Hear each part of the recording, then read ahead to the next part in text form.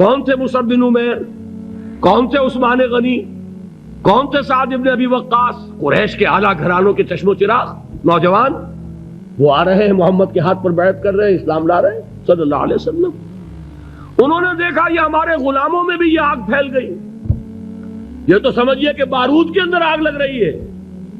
یہ ابھی تک تو قانے تھے جو ظلم ہم کر رہے تھے اس پر، لیکن ان کے اندر اگر یہ ایمان اور اسلام کی دعوت اور تحریک ان میں پھیل گئی تو ہمارا اقتدار اور ہمارا یہ پورا نظام جو ہے چوپٹ ہو جائے گا۔ یہ ہے وہ چیز جو میں نے کل آپ کو اقبال کا مصرع سنایا تھا کہ نظام کہنا کے پاس بانو یہ معرض انقلاب میں ہے، beware of the revolution that is coming, لہذا اپنی پوری قوتوں کو جمع کرو اور کچل دو انہیں، مارو انہیں۔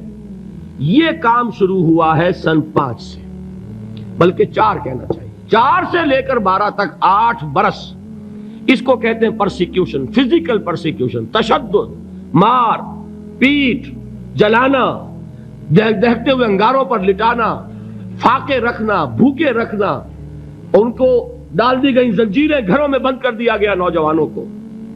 حضرت عثمان کو چچا نے ان کے ایک چٹائی کے اندر لپیٹا اور دھونی دے دی، دم گھٹ رہا ہے، جان نکل رہی ہے۔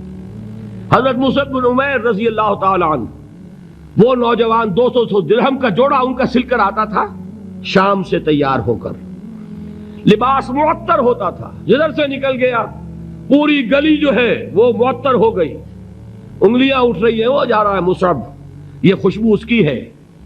اس مصعب کے ساتھ کیا سلوک کیا؟ باپ تو مر چکا تھا، ماں نے پالا تھا، دولت بہت چھوڑ کر گیا تھا باپ، لہذا ماں نے بڑے ناز و نام میں پالا، بڑے لاڈ پیار میں، 200 درہم کا جوڑا تیار ہو رہا ہے۔ لیکن یہ کہ آپ کو معلوم ہے عرب کے اس معاشرے میں عورت کی کوئی حیثیت نہیں تھی، ماں کا اختیار نہیں تھا، چچا تھا اب سربراہ خاندان کا۔ چچا نے کہا مصعب اگر تم نے اپنے باپ کا دین چھوڑ دیا ہے تو باپ کی دولت پر بھی تمہارا کوئی حق نہیں ہے، نکل جاؤ گھر سے۔ اس نے یہ سوچا تھا کہ مصعب کے ہوش ٹھکانے آ جائیں گے، دن میں تارے نظر آ جائیں گے، ناز و نام میں پلا ہوا، گھر سے نکل کے جائے گا کہاں؟ یہ سارا نشہ جو ہے توحید کا یہ ہرن ہو جائے گا۔ حضرت مصعب کا جواب بالکل برعکس تھا، اچھا ٹھیک ہے چچا جان، میں گھر چھوڑتا ہوں۔ وہی بات جو کبھی کہی تھی ابراہیم نے، باپ نے کیا کہا تھا؟ واجرنی ملیہ، جاؤ چلے جاؤ، دفع ہو جاؤ میری نگاہوں سے۔ حضرت ابراہیم نے کیا جواب دیا تھا؟ سلام علیک ساستغفر لک ربی انہ کان بی حفیظ۔ اچھا باجان آپ کا حکم یہی ہے تو میں چلتا ہوں، آپ پر سلامتی ہو، میرا رب مجھ پر بڑا مہربان ہے، میں اس سے آپ کے لیے استغفار کروں گا۔ جلدی یہی جو ہے حضرت ابراہیمی کی نسل ہے نا قریش۔ آج ابراہیم کے ایک بیٹے کے ساتھ وہی معاملہ ہو رہا ہے مصعب کے ساتھ، اور مصعب چلنے کے لیے تیار ہو گئے۔ چچا نے سوچا میں سمجھتا تھا کہ ہوش ٹھکانے آ جائیں گے، یہ تو تیار ہو گیا نکلنے کے لیے۔ غصے میں آ کے اگلی بات کہی، یہ کپڑے جو پہنے ہوئے تم نے یہ بھی اسی مشرک باپ کی کمائی کے ہیں، اتارو ان کو۔ وہیں کپڑے اتارے، مادر زاد برہنہ گھر سے نکالے گئے۔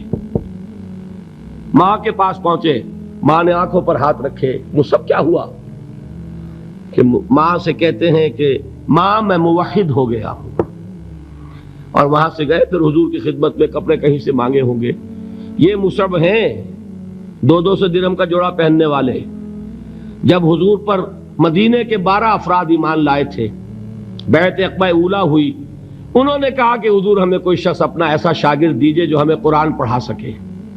حضور نے حکم دیا مصعب جاؤ، اب مدینے جاؤ، یثرب جاؤ، یثرب والوں کو قرآن پڑھاؤ، انہیں تبلیغ کرو۔ مصعب گئے ہیں وہاں، 1 سال کی کمائی 75 افراد لا کر حضور کے جھولی میں اگلے سال ڈال دیے کہ حضور یہ میری 1 سال کی کمائی ہے۔ 72 مرد 3 عورتیں، انہوں نے وہ بیعت کی تھی، بیعت عقبہ ثانیہ، جس کے الفاظ کل میں نے آپ کو سنائے تھے۔ بایعنا رسول اللہ صلی اللہ علیہ وسلم علی السمع والطاعت فی العسر والیسر والمنشط والمکرہ وعلی اثرۃ علینا وعلی لا ننازع الامر اہلہ وعلی ان نقول بالحق اینما کنا لا نخاف فی اللہ لومۃ لائم۔ یہ 72 مرد تھے مدینے کے جنہوں نے یہ بیعت کی۔ پھر انہوں نے ریکویسٹ کی کہ حضور اب آپ ہمارے ہاں تشریف لائیے، ہم اگر یہ مکے والے وہاں حملہ کریں گے تو ہم آپ کی حفاظت کریں گے جیسے کہ اپنے اہل و عیال کی کرتے ہیں۔ بہرحال وہ مصعب بن عمیر ہیں جو غزوہ احد میں شہید ہوئے، اور جب شہید ہوئے تو ان کے جسم پر صرف ایک چادر تھی۔ ایک بات تو یہ نوٹ کیجئے، موضوع سے ذرا بات تھوڑی ادھر ادھر جا رہی ہے، لیکن یہی چیزیں ہیں اصل میں کہ جو ہمارے دلوں کو منور کرنے والی ہیں نور ایمان سے۔ وہ علم بردار تھے غزوہ احد میں، جھنڈا مسلمانوں کا ان کے پاس تھا۔ ایک ہاتھ پر، ایک شانے پر وار پڑا، ہاتھ کٹ گیا، دوسرے سے تھاما، دوسرے پہ کٹ گیا، اب دونوں حصوں کے بچے ہوئے ٹکڑوں سے جھنڈے کو تھاما، گرنے نہیں دیا، یہاں تک کہ شہید ہو گئے۔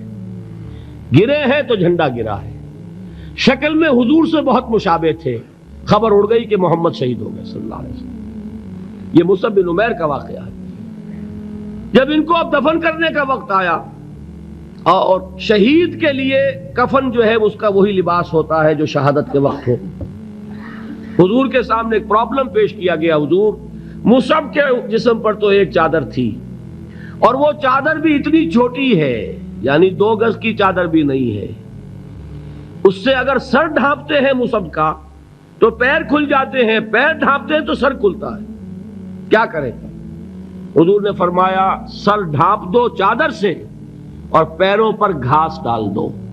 یہ آخری لباس ہے جو محمد کے اس دیوانے کو اس دنیا سے رخصت ہوتے ہوئے ملا ہے، جس کا 200 درہم کا جوڑا چلتا تھا۔ یہ ہے صبر۔ برداشت کیا کہ نہیں کیا؟